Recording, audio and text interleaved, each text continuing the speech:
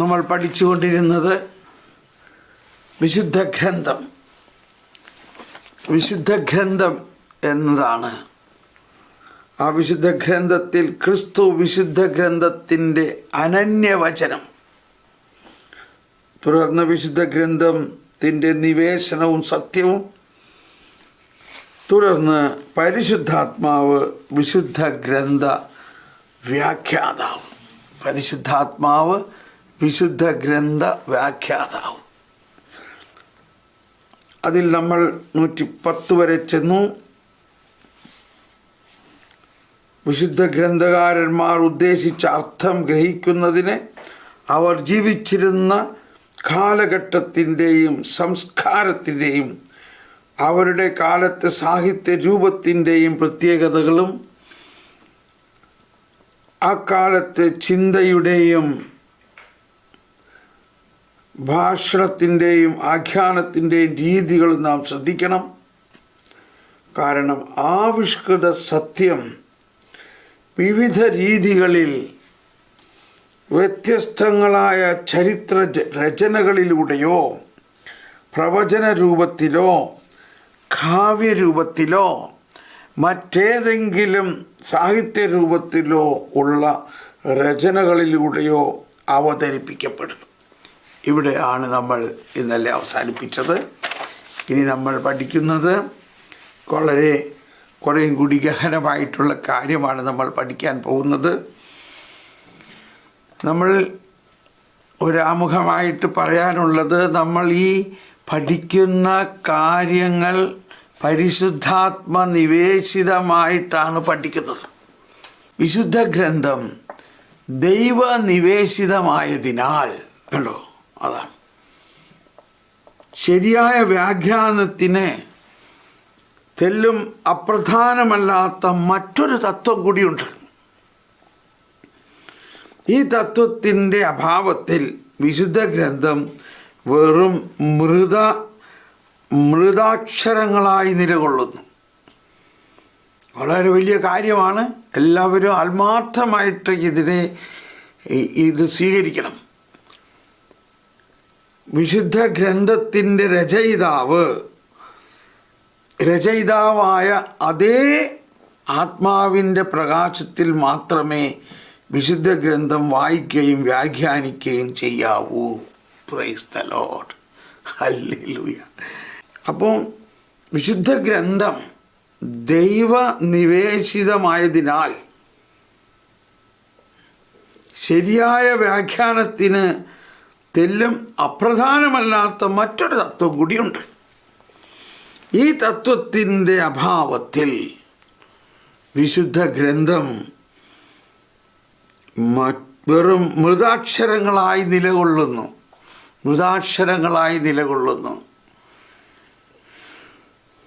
വിശുദ്ധ ഗ്രന്ഥത്തിൻ്റെ രചയിതാവായ അതേ ആത്മാവിൻ്റെ പ്രകാശത്തിൽ മാത്രമേ വിശുദ്ധ ഗ്രന്ഥം വായിക്കുകയും വ്യാഖ്യാനിക്കുകയും ചെയ്യാവൂ. Praise the Lord. അതാണ് പിതാവ് അയക്കുന്ന സഹായകനായ പരിശുദ്ധാത്മാവ് എല്ലാ കാര്യങ്ങളും നിങ്ങളെ പഠിപ്പിക്കുകയും എല്ലാ കാര്യങ്ങളും ഞാൻ നിങ്ങളോട് പറഞ്ഞിട്ടുള്ളവയെല്ലാം നിങ്ങളെ അനുസ്മരിപ്പിക്കുകയും ചെയ്യും. ഇനി നമ്മൾ മുന്നോട്ട് പോകുന്നു. 111 ഖണ്ഡികയിൽ പറയുന്നത്, വിശുദ്ധ ഗ്രന്ഥരചനയ്ക്ക് പ്രചോദനം നൽകിയ പരിശുദ്ധാത്മാവിനെ വിധേയമായി വിശുദ്ധ ഗ്രന്ഥം വ്യാഖ്യാനിക്കുന്നതിന് രണ്ടാം വത്തിക്കാൻ കൗൺസിലിൽ 3 മാനദണ്ഡങ്ങൾ നിർദ്ദേശിക്കുന്നു. പരിശുദ്ധാത്മാവ് വിശുദ്ധ ഗ്രന്ഥരചനയ്ക്ക് പ്രചോദനം നൽകിയ പരിശുദ്ധാത്മാവിന്, വിശുദ്ധ ഗ്രന്ഥം കയ്യിലെടുക്കുമ്പോൾ തന്നെ മനസ്സിലാക്കണം, ഇത് പരിശുദ്ധാത്മാവാണ് ഇതിൻ്റെ രചയിതാവ്. അതുകൊണ്ടാണ് നമ്മൾ വളരെ ഭക്തിപൂർവം കുരിശ് വരച്ച് എല്ലാം ഈ വിശുദ്ധ ഗ്രന്ഥം വായിക്കുന്നത്. അപ്പോൾ അങ്ങനെ വിശുദ്ധ ഗ്രന്ഥം വായിക്കാൻ തുടങ്ങുമ്പോൾ തന്നെ നമ്മളുടെ ഹൃദയത്തിൽ പരിശുദ്ധാത്മാവിൻ്റെ ഒരു ആവേശം ഉണ്ടാക്കണം. പരിശുദ്ധാത്മാവാണ് ഈ എത്രായിരം വർഷങ്ങൾക്ക് മുമ്പ് എഴുതിയതും നമുക്ക് വേണ്ടി തന്നതുമായ ഈ വിശുദ്ധ വചനങ്ങൾ. അപ്പോൾ അങ്ങനത്തെ ഒരു വിചാരം നമുക്ക് വേണം. വിശുദ്ധ ഗ്രന്ഥരചനയ്ക്ക് പ്രചോദനം നൽകിയ പരിശുദ്ധാത്മാവിന് വിധേയമായി, പരിശുദ്ധാത്മാവിന് വിധേയമാകുക എന്ന് പറയുമ്പോൾ നമ്മുടെ ബുദ്ധിയിലും ബോധ്യത്തിലും, പ്രത്യേകിച്ച് ആധുനിക ലോകത്തിലെ ഒരുപാട് ചർച്ചകളും ഒരുപാട് ക്വസ്റ്റ്യനുകളും ഒരുപാട് തർക്കങ്ങളും എല്ലാം കടന്നുപോയതും കേട്ടതും ആയ കാര്യങ്ങളെല്ലാം നമ്മുടെ ഉള്ളിലുണ്ടാകുമ്പോൾ ആ വിധേയത്വത്തിന് തടസ്സമുണ്ടാകരുത്. പരിശുദ്ധാത്മാവാണ് എല്ലാത്തിനും മുകളിൽ നമ്മളെ സഹായിക്കുന്ന സഹായകൻ. അതാണ് വിധേയത്വം എന്ന് പറയുന്നത്. വിധേയത്വം അതാണ് വിശുദ്ധ ഗ്രന്ഥ രചനയ്ക്ക് പ്രചോദനം നൽകിയ പരിശുദ്ധാത്മാവിന് വിധേയമായി വിശുദ്ധ ഗ്രന്ഥം വ്യാഖ്യാനിക്കുന്നതിന് രണ്ടാം വത്തിക്കാൻ കൗൺസിലിൽ 3 മാനദണ്ഡങ്ങൾ നിർദ്ദേശിച്ചു. ഈ 3 മാനദണ്ഡങ്ങൾ ഒന്നൊന്നായിട്ട് നമ്മൾ പഠിക്കാൻ പോവുകയാണ്. 1. വിശുദ്ധ ഗ്രന്ഥം മുഴുവൻ്റെയും ഉള്ളടക്കത്തിലും ഏകദാനതയിലും വളരെയേറെ ശ്രദ്ധ പതിപ്പിക്കുക. അപ്പോൾ ഒന്ന്, ഈ വിശുദ്ധ ഗ്രന്ഥത്തിന് ഒരു ടോട്ടാലിറ്റി, ദ ഹോൾ സ്ക്രിപ്ചറിൻ്റെ അർത്ഥം വിശുദ്ധ ഗ്രന്ഥം മുഴുവൻ്റെയും ഉള്ളടക്കത്തിലും ഏകദാനതയിലും വളരെയേറെ ശ്രദ്ധ പതിപ്പിക്കുക. അതാണ്, ഒരു ചരിത്രത്തിൻ്റെ റെക്കോർഡിംഗ് അല്ല ഇത് മനുഷ്യൻ്റെ രക്ഷയ്ക്ക് വേണ്ടിയുള്ള ദൈവത്തിൻ്റെ പദ്ധതിയാണത്. അതാണ് വിശുദ്ധ ഗ്രന്ഥം മുഴുവൻ്റെയും ഉള്ളടക്കത്തിലും ഏകദാനതയിലും ഹോൾസം വളരെയേറെ ശ്രദ്ധ പതിപ്പിക്കുക. കാരണം ബൈബിളിലെ പുസ്തകങ്ങൾ തമ്മിൽ വ്യത്യാസങ്ങൾ ഉണ്ടെങ്കിലും ബൈബിളിൻ്റെ പ്രതിപാദനത്തിൽ ഐക്യം കാണാൻ കഴിയും. പുസ്തകങ്ങൾ തമ്മിൽ വ്യത്യാസങ്ങളുണ്ട്. പഴയ നിയമത്തിലെ പുസ്തകങ്ങളും പുതിയ നിയമത്തിലെ പുസ്തകങ്ങളും തമ്മിൽ വളരെ വ്യത്യാസമുണ്ട്. പക്ഷേ അതിൻ്റെ അകത്ത് അത് തമ്മിൽ ഒരു ഐക്യമുണ്ട്. ആ ഐക്യം കാണാൻ കഴിയും. എങ്ങനെ കഴിയും? പരിശുദ്ധാത്മാവിലൂടെ. വിശുദ്ധ ഗ്രന്ഥത്തിൻ്റെ ഈ ഐക്യത്തിനാധാരം ദൈവിക പദ്ധതിയുടെ ഐക്യമാണ്. അതാണ് വിശുദ്ധ ഗ്രന്ഥത്തിൻ്റെ ഈ ഐക്യത്തിനാധാരം ദൈവിക പദ്ധതിയുടെ ഐക്യമാണ്. പ്രസ്തുത പദ്ധതിയുടെ കേന്ദ്രം യേശു ക്രിസ്തു തന്നെയാണ്. അവിടുത്തെ പെസഹായ്ക്ക് ശേഷമാണ് ഹൃദയം തുറക്കപ്പെട്ടത്. അതാണ് വിശുദ്ധ ഗ്രന്ഥത്തിൻ്റെ ഐക്യത്തിന് ആധാരം ദൈവിക പദ്ധതിയുടെ ഐക്യമാണ്. പ്രസ്തുത പദ്ധതിയുടെ കേന്ദ്രം യേശു ക്രിസ്തു തന്നെയാണ്. അപ്പോൾ വിശുദ്ധ ഗ്രന്ഥത്തിൻ്റെ ഐക്യത്തിന് ആധാരം ദൈവിക പദ്ധതിയാണ്. ഈ ഐക്യത്തിനാധാരം ദൈവിക പദ്ധതിയുടെ ഐക്യമാണ്. പ്രസ്തുത പദ്ധതിയുടെ കേന്ദ്രം ആരാ? ക്രിസ്തു തന്നെയാണ്. നമ്മളിത് പഴയ നിയമം വായിക്കുമ്പോൾ ഉൽപ്പത്തി വായിക്കണു, പുറപ്പാട് വായിക്കണു, സംഖ്യയുടെ പുസ്തകം വായിക്കണു. ഇതൊക്കെ വായിക്കുമ്പോൾ നമ്മൾ അതിലെ ക്രിസ്തുവിനെ കാണാൻ സാധിക്കണം. അതാണ്, അതിൽ ക്രിസ്തുവിനെ കാണാൻ സാധിക്കണം. ദാവീദ് ക്രിസ്തുവിൻ്റെ പിതാമഹനാണ്. അപ്പം അങ്ങനെ വിശുദ്ധ ഗ്രന്ഥം മുഴുവൻ്റെയും ഉള്ളടക്കത്തിലും ഏകദാനതയിലും വളരെയേറെ ശ്രദ്ധ പതിപ്പിക്കുക. അതിൻ്റെ ടോട്ടാലിറ്റി, അതിൻ്റെ ഹോൾ സ്ക്രിപ്ചർ, ആ മുഴുവൻ പുസ്തകത്തിനെയും നമ്മൾ ഉൾക്കൊള്ളണം. ഈ മുഴുവൻ വിശുദ്ധ ഗ്രന്ഥത്തിൻ്റെ എന്തിനു വേണ്ടിയാണിത്? ഇത് മനുഷ്യൻ്റെ രക്ഷയ്ക്ക് വേണ്ടിയാണ്. രക്ഷാകര പദ്ധതി ആണ് ഇതിലൂടെ മുഴുവനും ഉണ്ടായിരിക്കുന്നത്. കാരണം ബൈബിളിലെ പുസ്തകങ്ങൾ തമ്മിൽ വ്യത്യാസങ്ങളുണ്ടെങ്കിലും ബൈബിളിൻ്റെ പ്രതിപാദനത്തിൽ ഐക്യം കാണാൻ കഴിയും. പ്രതിപാദനത്തിൽ ഐക്യം കാണാൻ കഴിയും. അതിൻ്റെ ഓരോ പുസ്തകത്തിൻ്റെയും ഉള്ളിൽ ക്രിസ്തുവുണ്ട്. വിശുദ്ധ ഗ്രന്ഥത്തിൻ്റെ ഈ ഐക്യത്തിന് ആധാരം ദൈവിക പദ്ധതിയുടെ ഐക്യമാണ്. ദൈവിക പദ്ധതി എന്താ? മനുഷ്യൻ്റെ രക്ഷയ്ക്ക് വേണ്ടിയുള്ള പദ്ധതിയാണ്. പ്രസ്തുത പദ്ധതിയുടെ കേന്ദ്രം യേശുക്രിസ്തു തന്നെയാണ്. ഇപ്പോൾ നമ്മൾ ഓർക്കണം, നമ്മൾ കാറ്റക്കിസം പഠിക്കുന്നതിൻ്റെ ആദ്യം തന്നെ ഇൻട്രൊഡക്ഷനിൽ പഠിച്ച ഒരു കാര്യമാണ് കാറ്റക്കസിസ് തെദന്തേ, മതബോധനം ഇന്ന് എന്ന ആ പ്രമാണരേഖയിൽ ജോൺ പോൾ രണ്ടാമൻ മാർപ്പാപ്പയിലൂടെ സഭ നമുക്ക് തന്നത് ക്രിസ്തോസെൻട്രിസിറ്റി, ക്രിസ്തു കേന്ദ്രീകൃതത്വം. രണ്ടാം വത്തിക്കാൻ സൂനകദോസിലൂടെ വെളിവാക്കപ്പെട്ട ഏറ്റവും വലിയ ഒരു പ്രബോധനമാണ് ക്രിസ്തു കേന്ദ്രീകൃതത്വം. അപ്പോൾ ആ മതബോധനം ഇന്ന് എന്നത് ഞാൻ റെക്കമെൻഡ് ചെയ്തു. നിങ്ങളെല്ലാവരും അത് സ്വന്തമാക്കി വായിക്കണത് നല്ലതാണ്. അത് വായിക്കുമ്പോൾ ഈ പറഞ്ഞ ആശയങ്ങളൊക്കെ അതിൽ പറഞ്ഞിട്ടുണ്ട്. ക്രിസ്തു കേന്ദ്രീകൃതത്വം. അപ്പോൾ ആ ക്രിസ്തു കേന്ദ്രീകൃതത്വത്തിലേക്ക് നമ്മൾ വരികയാണെങ്കിൽ എല്ലാത്തിലും ക്രിസ്തുവിനെ കാണാൻ സാധിക്കും.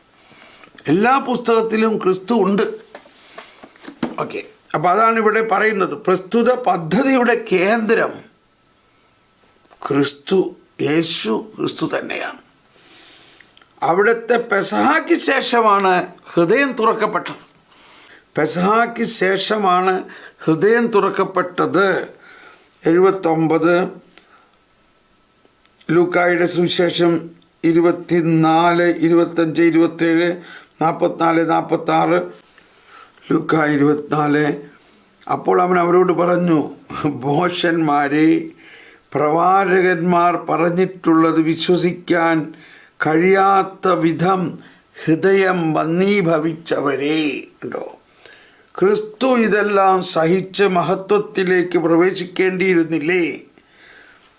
മോശ തുടങ്ങി എല്ലാ പ്രവാചകന്മാരും വിശുദ്ധ ലിഖിതങ്ങളിൽ തന്നെപ്പറ്റി എഴുതിയിരിക്കുന്നവയല്ല. കണ്ടോ? മോശയും എല്ലാ പ്രവാചക ഗ്രന്ഥത്തിലും എഴുതിയിരിക്കുന്നത് ആരെക്കുറിച്ചാണ്? യേശുവിനെ കുറിച്ചാണ്. മോശ തുടങ്ങി എല്ലാ പ്രവാചകന്മാരും വിശുദ്ധ ലിഖിതങ്ങളിൽ തന്നെപ്പറ്റി എഴുതിയിരിക്കുന്നവയെല്ലാം അവൻ അവർക്ക് വ്യാഖ്യാനിച്ചു കൊടുത്തു. അപ്പോൾ ഇത് പുനരുത്ഥാനത്തിന് ശേഷമാണ് ഈ കണക്ഷൻ മനസ്സിലാവുകയുള്ളൂ. അതാണ് വിശുദ്ധ ലിഖിതം ഹൃദയം തുറക്കപ്പെട്ടത്.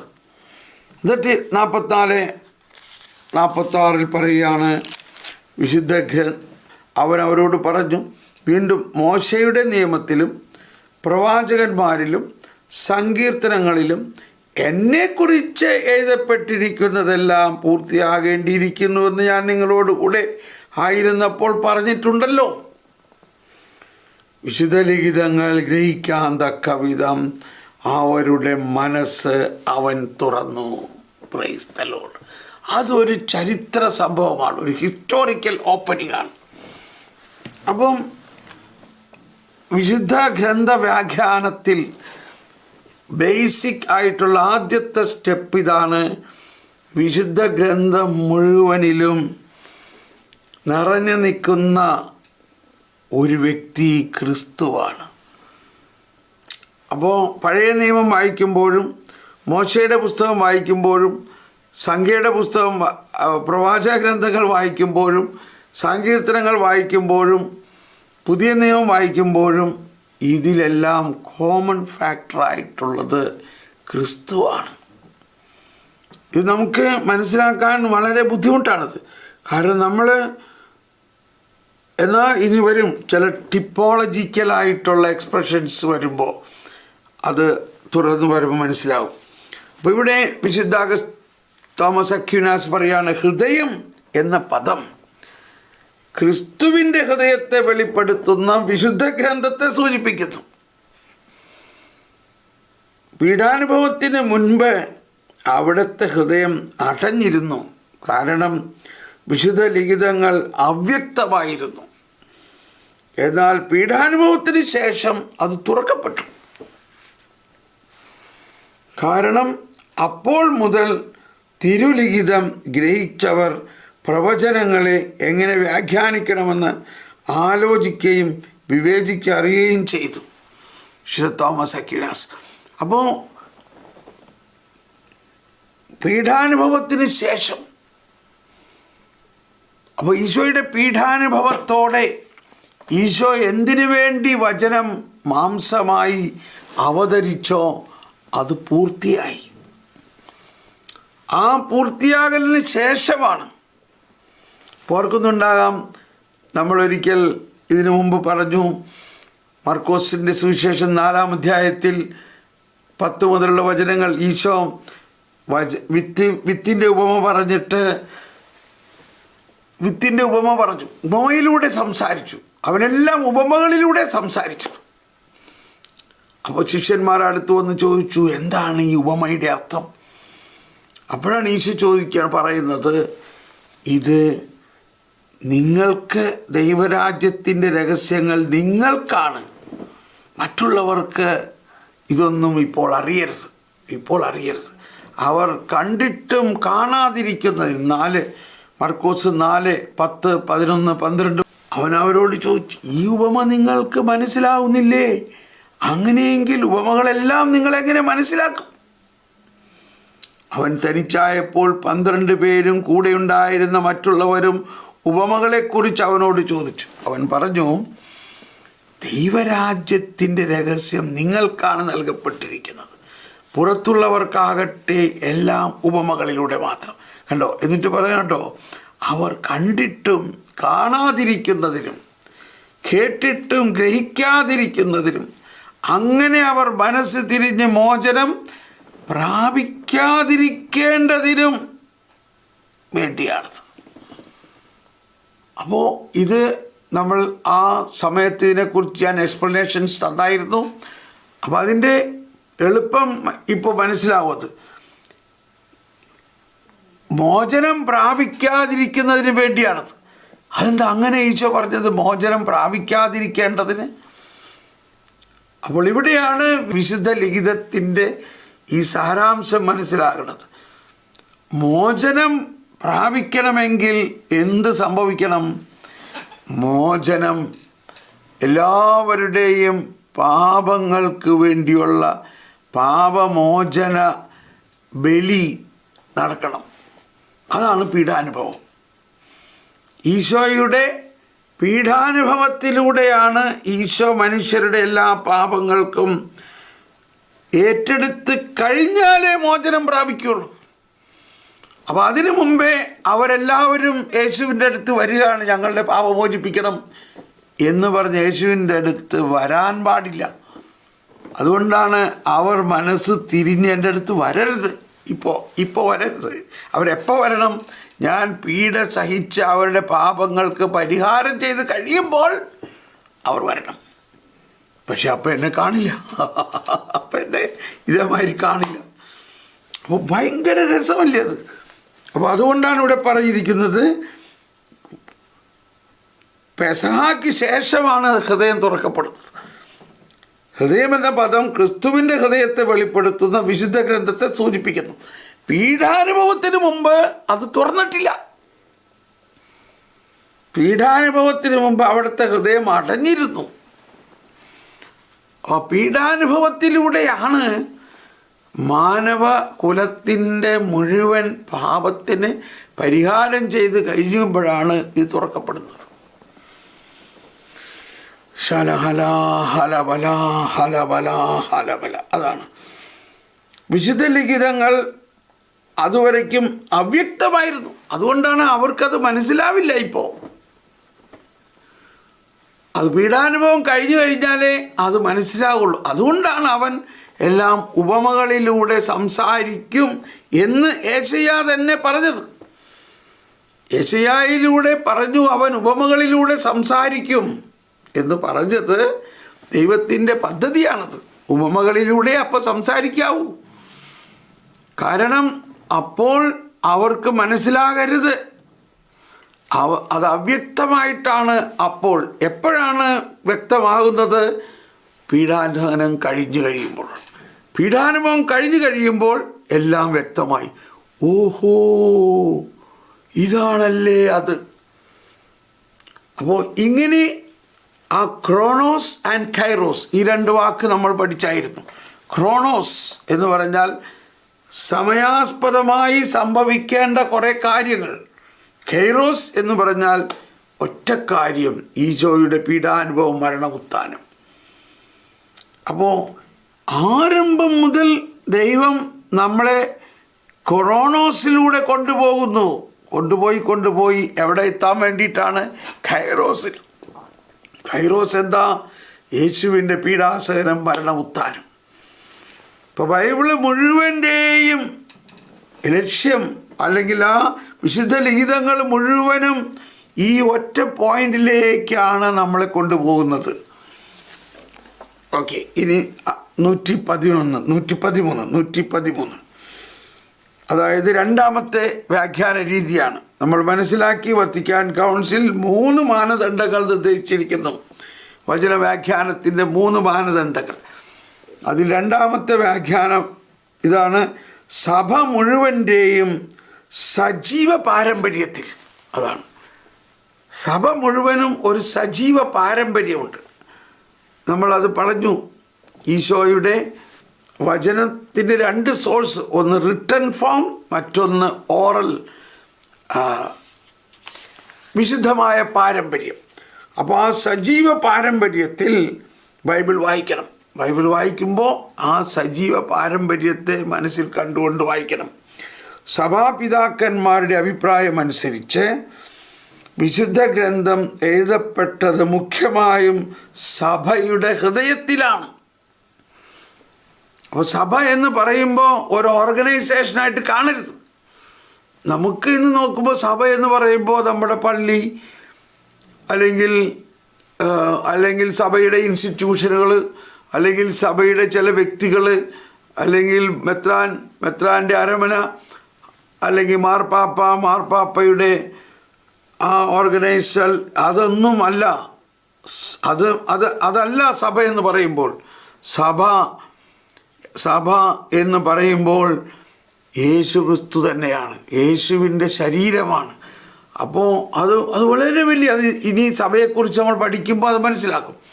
നമ്മൾ മനസ്സിൽ സാധാരണഗതിയിൽ കാണുന്ന ഒരു പൊളിറ്റിക്കൽ ഓർഗനൈസേഷൻ മാതിരി അല്ല ചിന്തിക്കേണ്ടത് സഭയെ. സഭ പിതാക്കന്മാരുടെ അഭിപ്രായമനുസരിച്ച് വിശുദ്ധ ഗ്രന്ഥം എഴുതപ്പെട്ടത് മുഖ്യമായും സഭയുടെ ഹൃദയത്തിലാണ്. അപ്പോൾ രണ്ടാം വത്തിക്കാൻ സുനഹദോസിലാണ് ഇതിന് വളരെ കൃത്യമായ പ്രബോധനം ഉണ്ടായത്. എന്താ? സഭ എന്നത് ദൈവജനമാണ്.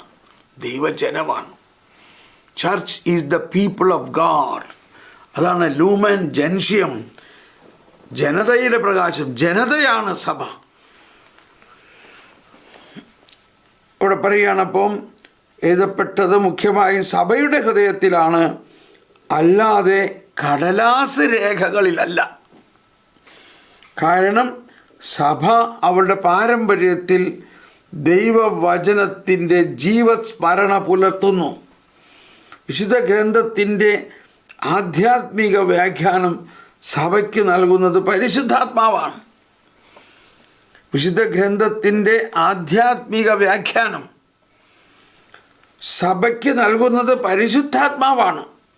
ആത്മാവ് സഭയ്ക്ക് നൽകുന്ന ആധ്യാത്മിക അർത്ഥമനുസരിച്ച് ആണ് ഇത്. ഓറിജിൻ ആത്മാവ് സഭയ്ക്ക് നൽകുന്ന ആധ്യാത്മിക അർത്ഥമനുസരിച്ചാണിത്.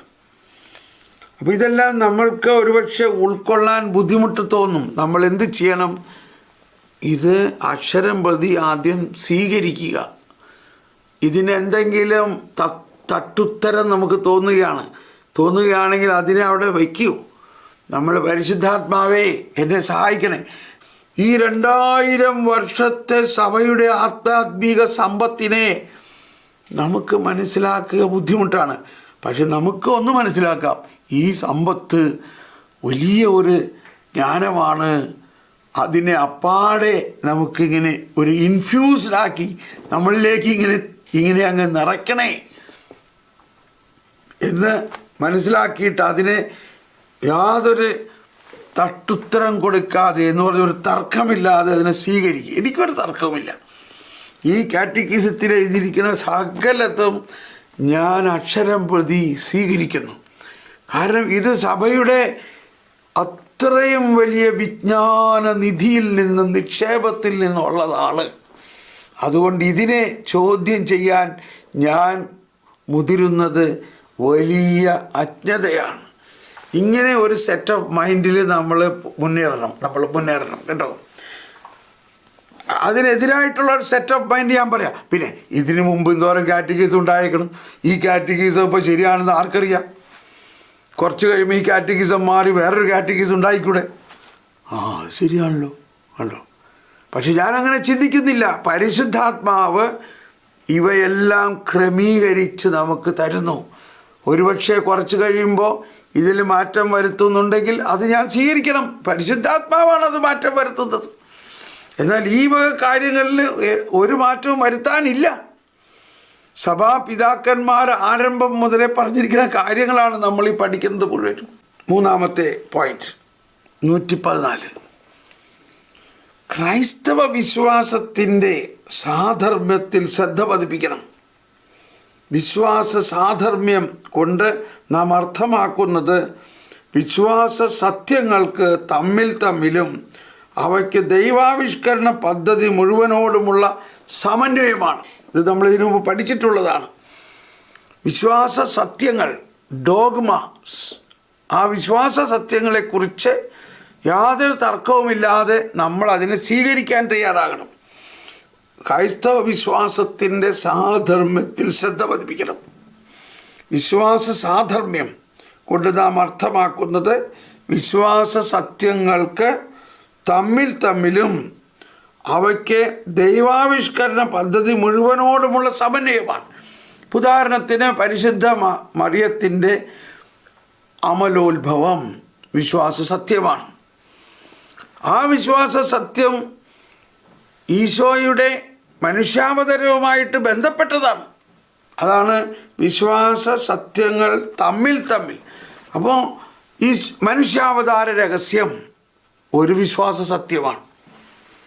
ഈശോ മനുഷ്യനായി, വചനം മാംസമായി, സ്ത്രീയിൽ നിന്ന് ജാതനായി.